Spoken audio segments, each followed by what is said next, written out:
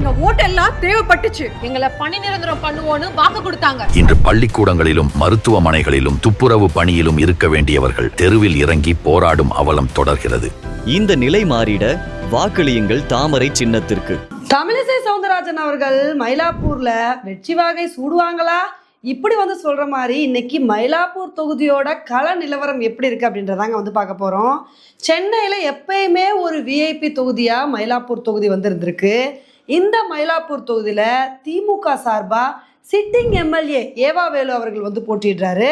அதிமுக கூட்டணியில பாஜக சார்பா தமிழிசை சவுந்தரராஜன் அவர்கள் போட்டிடுறாங்க.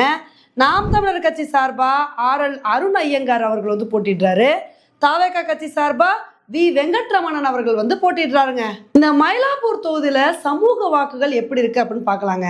மயிலாப்பூர் தொகுதியை பொறுத்த வரைக்கும் எப்பயுமே ஒரு பிம்பம் இருக்கு. இந்த தொகுதியில பிராமணர்கள் வாக்கு அதிகமா இருக்கு.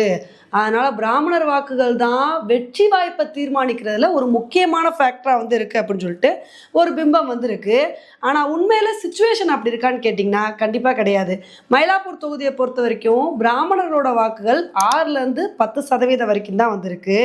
அதனால இந்த வாக்குகள் வெற்றியை தீர்மானிக்கிறத விட பட்டியலின மக்களோட வாக்குகள் வெற்றியை தீர்மானிக்கிறதுல முக்கிய பங்காற்றுது. ஏன்னா பட்டியலின மக்கள் வாக்குகள் கிட்டத்தட்ட 15-17% வரைக்கும் இருக்கு. இது போக பார்த்தீங்கன்னா மீனவ சமூக வாக்குகளும் வெற்றியை தீர்மானிக்கிறதுல ஒரு முக்கிய பங்காற்றுதுங்க. இது மட்டும் இல்லாமல் மற்ற சமூகமான முதலியார், செட்டியார், நாடார் சமூக வாக்குகளும் இங்கே கணிசமாக வந்திருக்கு. இந்த தொகுதியில் நாடார் சமூக வாக்குகள் ஒரு முக்கியமான ஃபேக்டராக பார்க்கப்படுது. இதுக்கு காரணம் என்ன அப்படின்னா தமிழிசை சவுந்தரராஜன் அவர்களும் நாடார் சமூகத்தை சேர்ந்தவங்க தான். அதனால இந்த ஒரு விஷயம் அவங்களுக்கு இது ஒரு ஆடட் அட்வான்டேஜா இருக்கும். அதுக்கப்புறம் இந்த மயிலாப்பூர் தொகுதியில இளைஞர்களோட வாக்குகள் எவ்வளவு இருக்குன்னு பாத்தீங்கன்னா 30% வாக்குகள் இருக்குங்க. இந்த 30% இளைஞர்களோட வாக்குகள் மேக்சிமம் தாவேகா கட்சிக்கும் நாம் தமிழர் கட்சிக்கும் அதிகமாக பிரியறதுக்கான வாய்ப்புகள் இருக்கு. அதுக்கப்புறம் மிடில் ஏஜ் குரூப்ல இருக்கவங்க வாக்குகள் 45% இருக்கு. இந்த 45% எப்படி பிரியும் அப்படின்னா திமுக கூட்டணி, அதிமுக கூட்டணி இதில் மேஜராக இந்த வாக்குகள் பிரியறதுக்கான வாய்ப்புகள் இருக்குது. அதுக்கப்புறம் இந்த தொகுதியில் இருக்கிற இன்னொரு முக்கியமான விஷயம் என்ன அப்படின்னா சீனியர் சிட்டிசன்ஸ் வாக்குகள் 25% இருக்குங்க. இந்த 25% வாக்குகள் கண்டிப்பாக புதுசாக வந்திருக்கிற கட்சிகளுக்கு போகாது. ஏன்னா அவங்க வயதானவங்க அப்படின்றனால கண்டிப்பாக ஓல்டர் பார்ட்டிஸை தான் தேர்ந்தெடுத்து வாக்களிப்பாங்க. அதனால் இவங்களோட வாக்குகளும் மேக்சிமம் திமுக கூட்டணி, அதிமுக கூட்டணி இந்த 2 கூட்டணிக்கு தான் ஷிஃப்ட் ஆகிறதுக்கான வாய்ப்புகள் இருக்குது. இந்த மயிலாப்பூர் தொகுதியில் இதுக்கு முன்னாடி நடந்த தேர்தல் முடிவுகள் எப்படி இருக்குன்னு பார்த்தீங்கன்னா 2021 தேர்தலை பொறுத்த வரைக்கும் இப்போ டிஎம்கே கேண்டிடேட்டா இருக்கிற ஏவா வேலு அவர்கள் 12,000 வாக்குகள் வித்தியாசத்துல வெற்றி பெற்றிருக்காரு. இதே 2024 தேர்தலில் என்ன இருக்கு அப்படின்னா திமுக கூட்டணி 46% ஓட்டுகளை வாங்கியிருக்காங்க. அதிமுக கூட்டணி 43% ஓட்டுகளை வாங்கியிருக்காங்க. 2 பேருக்கும் வெறும் 3% தான் ஓட் டிஃப்ரென்ஸ் இருந்திருக்கு. அதனால இதெல்லாம் வச்சு பார்க்கும்போது இந்த தேர்தலில் இந்த தொகுதியில் எலெக்ஷன் கொஞ்சம் க்ளோஸாக தாங்க போகும். சரிப்பா, கடைசியா இந்த தொகுதியில யாரு தான் வெற்றி பெற வாய்ப்பு இருக்கு அப்படின்னு நீங்க கேட்டீங்க அப்படின்னா இந்த தொகுதியை பொறுத்த வரைக்கும் திமுகக்குன்னு சொல்லிட்டு ஒரு ஓட் பேங்க் இருக்கு.